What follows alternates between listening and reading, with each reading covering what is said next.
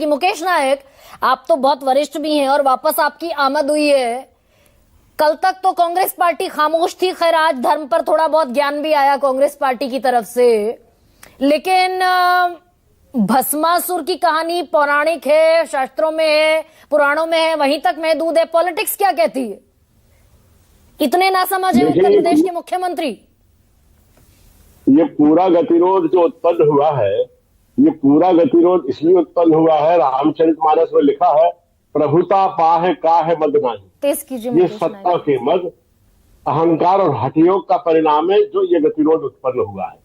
ये योगी साहब का प्रोटोकॉल हो सकता है, शंकराचार्य जी का प्रोटोकॉल नहीं हो सकता। योगी जी जब जहां जाते हैं, आधा घंटा पहले से ट्रैफिक बंद कर दिया जाता है, 2 पुलिस वाले उनकी सुरक्षा में तैनात होते हैं। उत्तर प्रदेश में 40 शंकराचार्य ऐसे हैं जिनको, नकली शंकराचार्य, जिनको योगी जी ने सुरक्षा दे रखी है, उनका प्रोटोकॉल है। सतुआ बाबा आ सकते हैं गाड़ी से, 2000 लोगों के साथ आ सकते हैं गंगा स्नान के लिए, लेकिन हमारे धर्म, संस्कृति और परंपरा के मूल स्रोत हैं जो शंकराचार्य, वो नहीं जा सकते पालकी से। पालकी कोई वाहन थोड़ी होता है।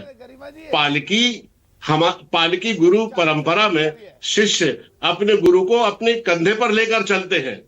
ये एक परंपरा है, ये कोई प्रोटोकॉल नहीं है। उनके प्रति अनुग्रह भाव प्रकट करते हैं, उनके प्रति आदर प्रकट करते हैं।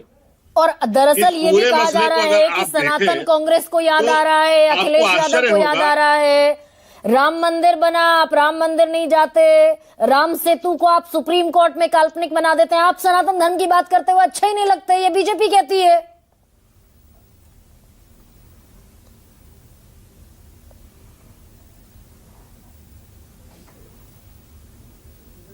मुकेश नायक जी भाई, आप सनातन की बात करते हुए कहां अच्छे लगते हैं? क्यों नहीं अच्छे लगते? मैंने तो 108 राम कथाएं बोली हैं।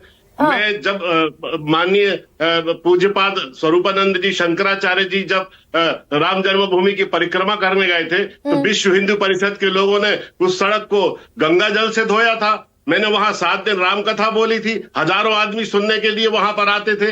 हमसे बड़ा सनातनी कौन है? उसके बाद राम मंदिर की प्राण प्रतिष्ठा हुई, कांग्रेस के सारे बड़े चेहरे, दिग्विजय सिंह भी पहुंच गए, डीके शिव कुमार उधर से पहुंच गए, ना राहुल गांधी गए, ना सोनिया गांधी गई, ना प्रियंका गांधी गई। ये बीजेपी का कार्यक्रम था।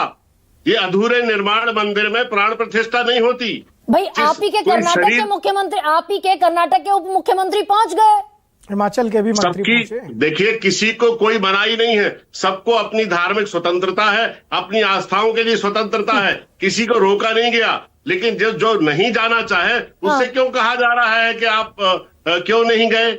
कोई जरूरी है कि हर आदमी आपके बीजेपी के कार्यक्रम में जाए? हमारी विचारधारा अलग है। हम जान रहे हैं कि मुंह में राम बगल में छुरी, आप केवल एक आस्था का, धर्म का, सनातन परंपरा का अभिनय कर रहे हैं। आपके हृदय में ना सहिष्णुता है, तो वो अभिनय दरअसल मुकेश नायक, जो मुकेश इस बात का सर जवाब दीजिए ना, और आप वरिष्ठ हैं बहुत इसीलिए जवाब मांग रही हूं। अभी तक सनातन का अभिनय चल रहा था, तो दरअसल चुनावी मौसम पर, एब्सोल्यूट मौके पर यह अभिनय क्यों छोड़ रही है बीजेपी? शंकराचार्य से ही भिड़ गई। ये मूर्खता के कारण, अहंकार के कारण, हठयोग के कारण।